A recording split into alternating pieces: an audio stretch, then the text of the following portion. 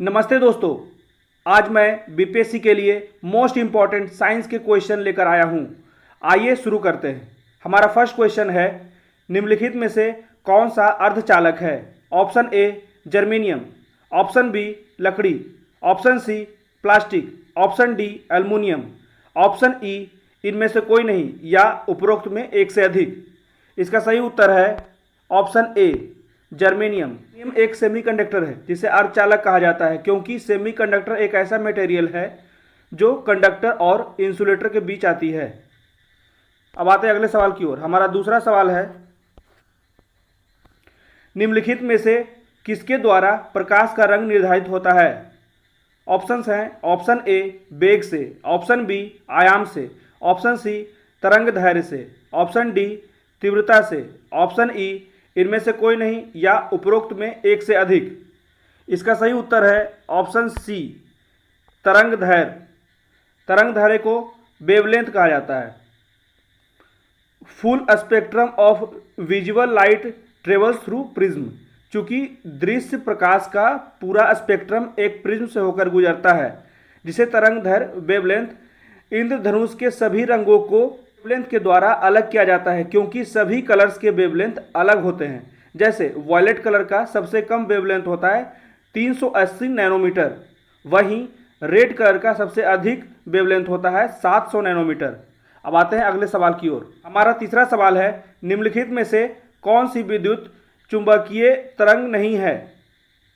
Options हैं, option A ध्वनि तरंग, option B x ray, option C दृश्य प्रकाश, ऑप्शन डी सूक्ष्म तरंग, ऑप्शन ई इनमें से कोई नहीं या उपरोक्त में एक से अधिक।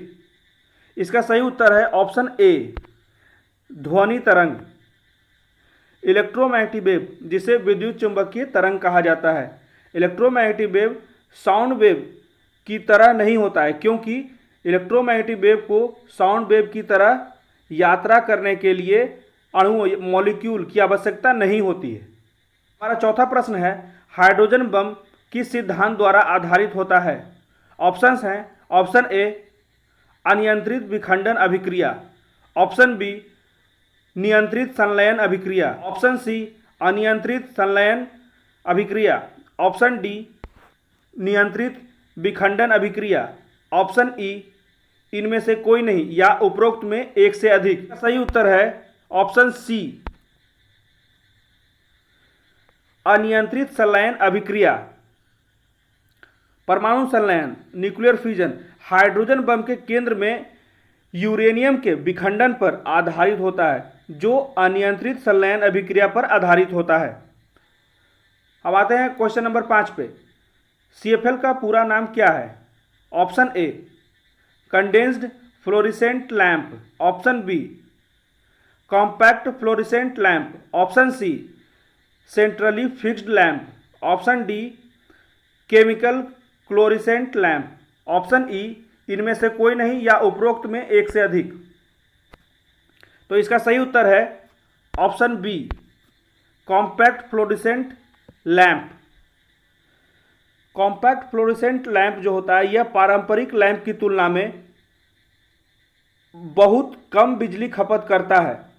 हमारा छठा प्रश्न है, बर्फ के पिघलने से क्या होता है? हमारे ऑप्शंस हैं, ऑप्शन ए द्रव्यमान घटता है, ऑप्शन बी द्रव्यमान बढ़ता है, ऑप्शन सी आयतन घटता है, ऑप्शन डी आयतन बढ़ता है, ऑप्शन ई इनमें से कोई नहीं या उपरोक्त में एक से अधिक। इसका सही उत्तर है ऑप्शन सी आयतन घटता है। जब बर्फ पिघलता है तब उसका आयतन घटता है। एग्जाम्पल के लिए देखते हैं, आप एक कप पानी में कुछ बर्फ डाल सकते हैं और उसे पूरा ऊपर तक भर दें। जैसे ही बर्फ पिघलती है, यह सामान्य जल स्तर को बनाए रखने के लिए सिकुड़ती है, इसलिए इसका आयतन घटता है।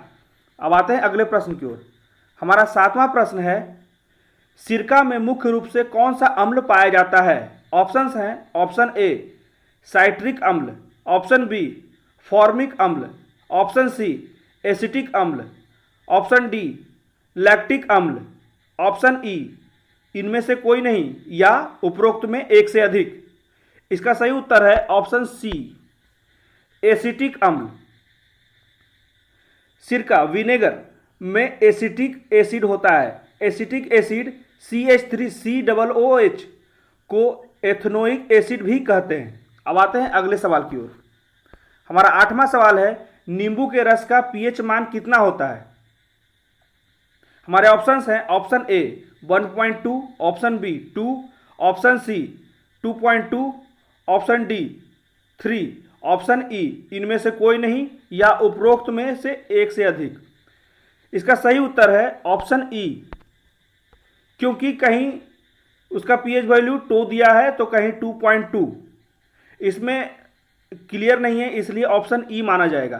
तो अगले सवाल की ओर आते हैं। हमारा 9वां सवाल है, निम्नलिखित में से किसे लाफिंग गैस के रूप में जाना जाता है? हमारे ऑप्शंस हैं, option A nitric oxide, option B carbon monoxide, option C carbon dioxide, option D sulphur dioxide, option E इनमें से कोई नहीं या उपरोक्त में एक से अधिक। इसका सही उत्तर है option A nitric oxide. N2O nitric oxide gas एक रंगहीन और अज्वलनशील नॉन फ्लेमेबल गैस है। इस गैस का उपयोग हम मेडिकल के क्षेत्र में, डेंटल के क्षेत्र में करते हैं। यह इंसान को शांत करने में भी उपयोग किया जाता है, जिससे आराम मिलता है। अब 10वां सवाल है, जंग से बचाने के संदर्भ में लोहे एवं इस्पात पर किसकी परत चढ़ाई जाती है? हमारे ऑप्शंस हैं, ऑप्शन ए तांबा, ऑप्शन बी जस्ता, ऑप्शन सी सीसा, option D magnesium, option E इनमें से कोई नहीं या उपरोक्त में एक से अधिक। तो इसका सही उत्तर है ऑप्शन बी जस्ता। जिंक या जस्ता, लोहे की धातु पर जिंक की परत चढ़ाई जाती है, जिससे वायु और जल का संपर्क लोहे से नहीं हो पाता है और लोहे से बनी वस्तुओं को जंग लगने से बचाया जा सकता है। अब आते हैं अगले प्रश्न की ओर। हमारा 11वां प्रश्न है, कांसा, ब्रास निम्नलिखित में से किसकी मिश्र धातु है? हमारे ऑप्शंस हैं, ऑप्शन ए तांबा और सीसा, ऑप्शन बी तांबा और टीन, ऑप्शन सी तांबा और चांदी, ऑप्शन डी तांबा और जस्ता, ऑप्शन ई इनमें से कोई नहीं या उपरोक्त में एक से अधिक। इसका सही उत्तर है ऑप्शन बी तांबा और टीन। कांसा या ब्रास तांबा और टीन का मिश्रित धातु होता है। इसमें तांबा 88% होता है तथा टीन 12% होता है।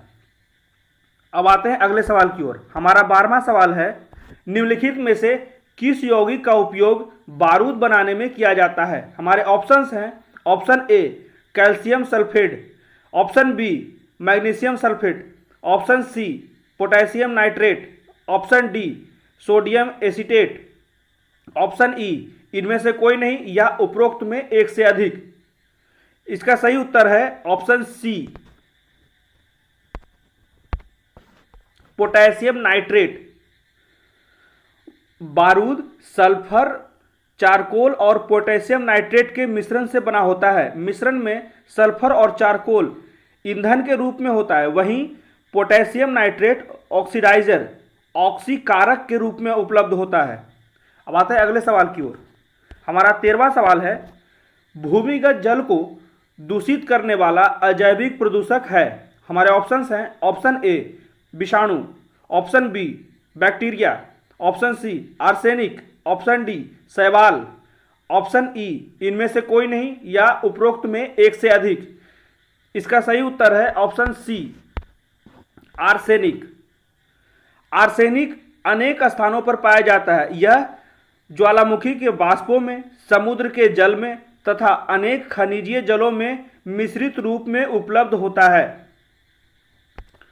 अब आते हैं अगले सवाल की ओर। हमारा 14वां सवाल है, दांत वाली व्हेल में कौन सी विशालतम है? हमारे ऑप्शंस हैं, option A sperm whale, option B humpback whale, option C finback whale, option D blue whale, option E इनमें से कोई नहीं या उपरोक्त में एक से अधिक। तो इसका सही उत्तर है option A sperm whale. Sperm whale जो नर होता है, नर की जाति का वजन जो है वो 41,000 केजी है, वहीं मादा की वजन जो है वो 14,000 केजी है। उसके सिर पर तेलिया पदार्थ की मौजूदगी के कारण वो ध्वनि तरंगों को समझता है। इस तेलिया पदार्थ वैक्सी सब्सटेंस के कारण इसका नाम स्पर्म वेल पड़ा है। अब आते हैं अगले सवाल की ओर।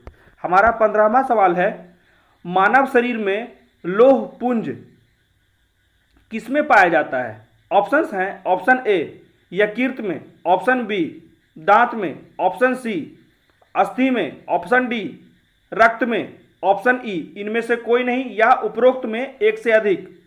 इसका सही उत्तर है ऑप्शन डी रक्त में। 70% मानव शरीर का आयरन आरबीसी में हमारे रक्त में मौजूद होता है हेमोग्लोबिन के रूप में। अब आते हैं अगले सवाल की ओर। हमारा 16वां सवाल है, मांसपेशियों में किस अम्ल का जमाव होने से थकावट का अनुभव होता है?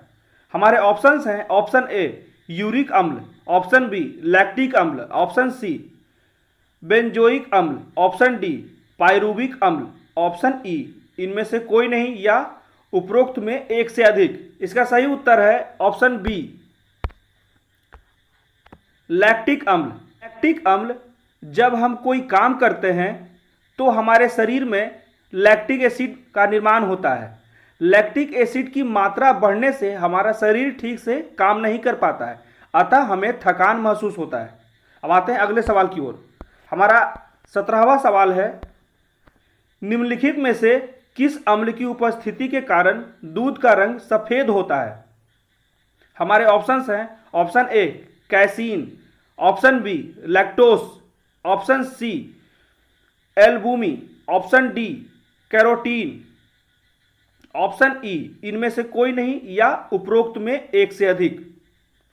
इसका सही उत्तर है ऑप्शन ए कैसीन। दूध को सफेदी कैसीन नामक प्रोटीन के कारण मिलती है। इस प्रोटीन में कैल्शियम तो पर्याप्त मात्रा में होती ही है, साथ ही दूध का सफेद रंग देने का काम भी प्रोटीन ही करता है। अब आते हैं अगले सवाल की ओर। हमारा 18वां सवाल है, प्याज में निम्नलिखित में से कौन सा अम्ल पाया जाता है? हमारे ऑप्शंस हैं, ऑप्शन ए कार्बनिक अम्ल, ऑप्शन बी सल्फोनिक अम्ल, ऑप्शन सी सल्फेनिक अम्ल, ऑप्शन डी एमिनो अम्ल, ऑप्शन ई इनमें से कोई नहीं या उपरोक्त में एक से अधिक। इसका सही उत्तर है ऑप्शन सी सल्फेनिक अम्ल। प्याज के छिलके से आंसू आ जाते हैं क्योंकि प्याज से सल्फेनिक अम्ल निकलता है। यह आंखों की लैक्रिमल ग्रंथियों, याद रखिएगा लैक्रिमल ग्रंथियों को उत्तेजित करता है जिससे वे आंसू छोड़ती है। हमारा 19वां प्रश्न है, निम्नलिखित में से कौन सा जल जनित रोग है? हमारे ऑप्शंस हैं, ऑप्शन ए तपेदिक, ऑप्शन बी चेचक, option C malaria, option D हैजा, ऑप्शन ई इनमें से कोई नहीं या उपरोक्त में एक से अधिक। इसका सही उत्तर है ऑप्शन डी हैजा। जल जनित रोग दूषित जल के माध्यम से फैले रोगजनक रोगाणुओं के कारण होता है। कुछ जल जनित रोग जिसे आप याद रखेंगे जैसे डायरिया, हैजा, टाइफाइड, अमीबाइसिस, हेपेटाइटिस ए, ये सारे रोग जल जनित हैं।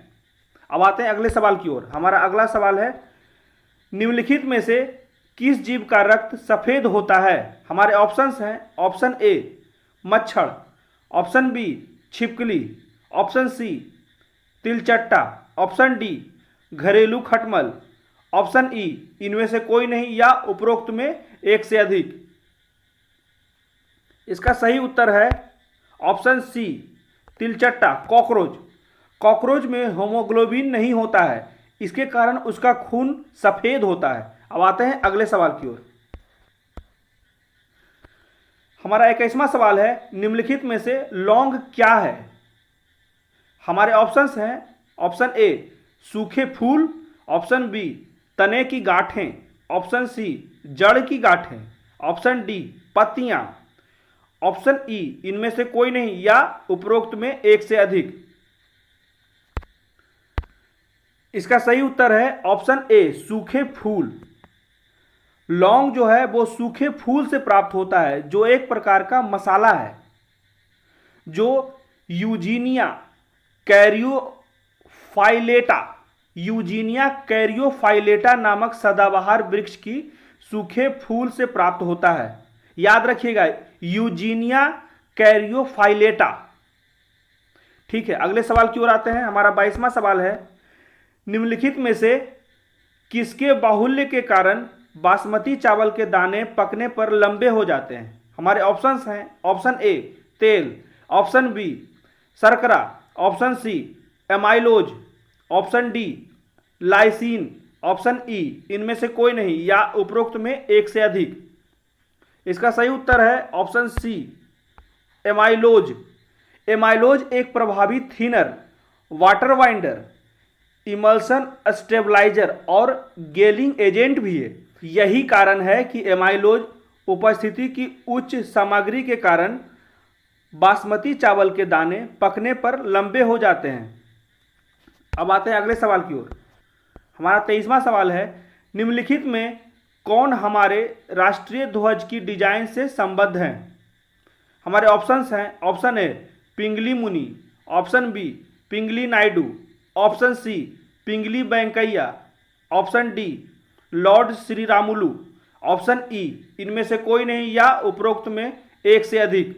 इसका सही उत्तर है ऑप्शन सी पिंगली वेंकैया। पिंगली वेंकैया सबसे पहले ब्रिटिश आर्मी ज्वाइन किए थे। उस वक्त उनकी उम्र महज 19 साल थी। पिंगली के जीवन में राष्ट्र प्रेम की अलख उस वक्त जगी जब उनकी मुलाकात महात्मा गांधी से हुई। दक्षिण अफ्रीका में आंग्ल बोअर युद्ध के दौरान ये मुलाकात हुई, जो नाता आगे चलकर 50 से अधिक वर्षों तक कायम रहा।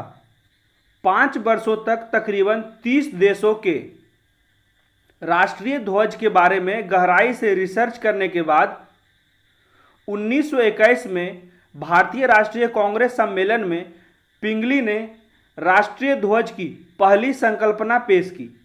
उस ध्वज के 2 रंग थे, लाल और हरा। ये क्रमशः हिंदू और मुस्लिम समुदायों को प्रतिनिधित्व करते थे। गांधी जी ने इसके बीच में सफ़ेद पट्टी को शामिल करने की बात की। 1931 में तिरंगे में कुछ संशोधन भी किए गए। अंततः 22 जुलाई 1947 को संविधान सभा ने राष्ट्रीय ध्वज को अंगीकार किया। अब आते हैं अगले सवाल की ओर। हमारा 24वां सवाल है, निम्नलिखित में से कौन भौतिक प्रक्रिया नहीं है? हमारे ऑप्शंस हैं, ऑप्शन ए फलों का पकना, ऑप्शन बी क्रिस्टलीकरण, ऑप्शन सी जल में शर्करा का विखंडन, ऑप्शन डी ऊर्ध्वपातन, ऑप्शन ई इनमें से कोई नहीं या उपरोक्त में एक से अधिक। इसका सही उत्तर है ऑप्शन ए फलों का पकना। फलों का पकना रासायनिक प्रक्रिया है, क्योंकि फिर से ये पिछले अवस्था में वापस नहीं जा सकता, इसलिए फलों का पकना भौतिक प्रक्रिया नहीं है, रासायनिक प्रक्रिया है। अब आते हैं अगले सवाल की ओर। हमारा 25वां सवाल है, पॉलिश किए हुए चावल का उपयोग करने से मानव में कौन सा रोग होता है? हमारे ऑप्शंस हैं, ऑप्शन ए वर्णांधता, ऑप्शन बी बेरी, ऑप्शन सी घेंघा, ऑप्शन डी रतौंधी, ऑप्शन ई इनमें से कोई नहीं या उपरोक्त में एक से अधिक। बेरी। ऑप्शन बी इसका सही उत्तर होगा। बेरी विटामिन B1 में दीर्घकालीन आहार की कमी के कारण होता है। तो ये थे हमारा आज का 25 सवाल। आपको कैसा लगा कमेंट करके बताएं। धन्यवाद।